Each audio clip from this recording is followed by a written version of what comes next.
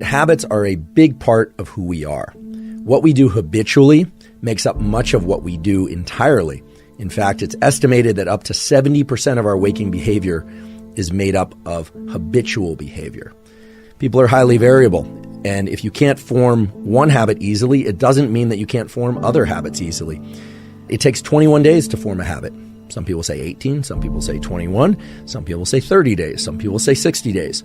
So which one is it? Does it depend on the habit that one is trying to form, or does it depend on the person that's trying to form the habit? There's a study published in 2010, first author Lally, L-A-L-L-Y. This study found that for the same habit to be formed, it can take anywhere from 18 days to as many as 254 days for different individuals to form that habit. So what I'd like to do is to take the scientific literature of how the nervous system learns and engages in neuroplasticity and apply that to habit formation, habit maintenance, and, if so desired, how to break particular habits. I'd like to give you a particular tool that's gleaned from the research psychology literature. With each repetition of a habit, small changes occur in the cognitive and neural mechanisms associated with procedural memory. So I just want to talk for a second about what procedural memory is. In the neuroscience of memory, we distinguish between what's called episodic memory and procedural memory. Episodic memory is a recall of a particular set of events that happened, whereas procedural memory is holding in mind the specific sequence of things that need to happen in order for a particular outcome to occur. So think of it like a recipe or a protocol. Or if for the sake of exercise, it's like sets and reps, or a particular course that you're going to run or cycle, or the number of laps you're going to swim and how you're going to perform it. It's very clear that for anyone trying to adopt new habits, getting into the mindset of procedural memory is very useful for overcoming that barrier that we call limbic friction. How do you do that? Well, a simple visualization exercise, or it doesn't even have to be done eyes closed. Oftentimes we hear visualization exercise, you think about sitting in the lotus position, eyes closed, and trying really hard to visualize something. It doesn't need to be anything like that. It can simply be, if you are deciding to adopt a new habit, to just think about the very specific sequence of steps that's required to execute that habit. And I'll use a trivial example, but this could be applied to anything. Let's say I want to get into the habit of making myself or someone else in my household a cup of espresso every morning. I would actually think through each of those steps, walk into the kitchen, turn on the espresso machine, draw the espresso, walking through each of those steps from start to finish. And turns out just that simple mental exercise done once can shift people toward a much higher likelihood of performing that habit regularly, not just the first time, but as they continue out into the days and weeks that follow. So that's remarkable to me, and the literature is really robust. So now I'd like to discuss a second and what I think is perhaps the most powerful tool for being able to acquire and stick to new habits.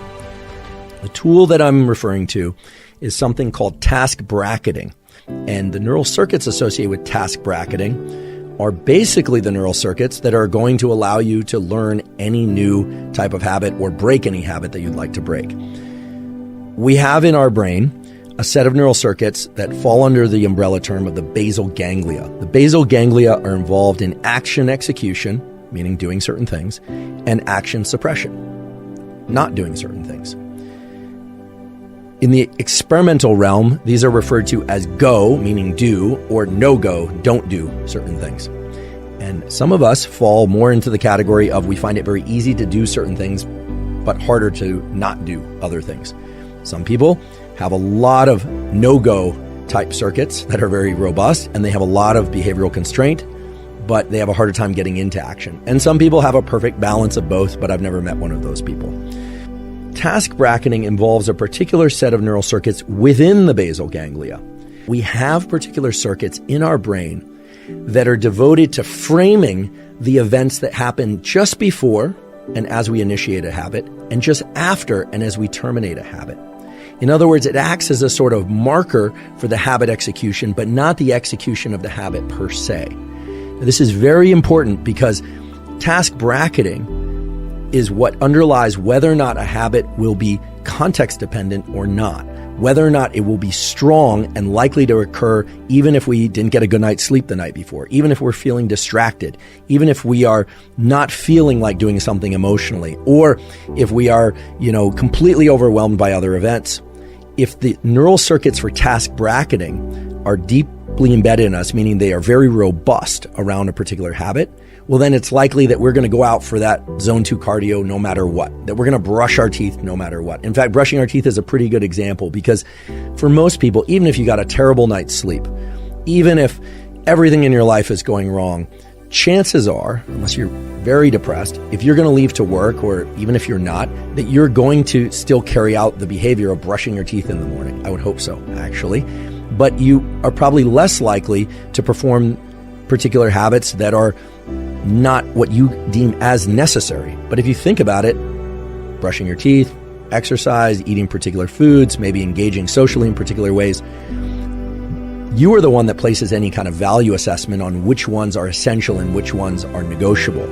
So task bracketing sets a neural imprint, a kind of a fingerprint in your brain of this thing has to happen at this particular time of day, so much so that it's reflexive. While it is important to think about the sequence of events that would be required in order to engage in that behavior, that procedural memory visualization exercise we talked about before, that will help.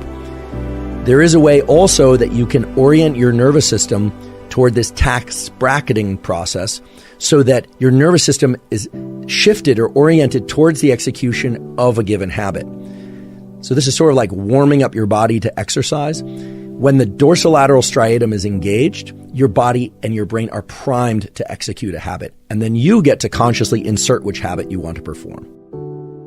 If you are considering adopting a new habit, or if you are trying to break a habit, it's very useful to think not just about the procedural aspects of what you're going to do, but also think about the events that precede and follow that particular habit and the execution, or at least the effort to execute that habit.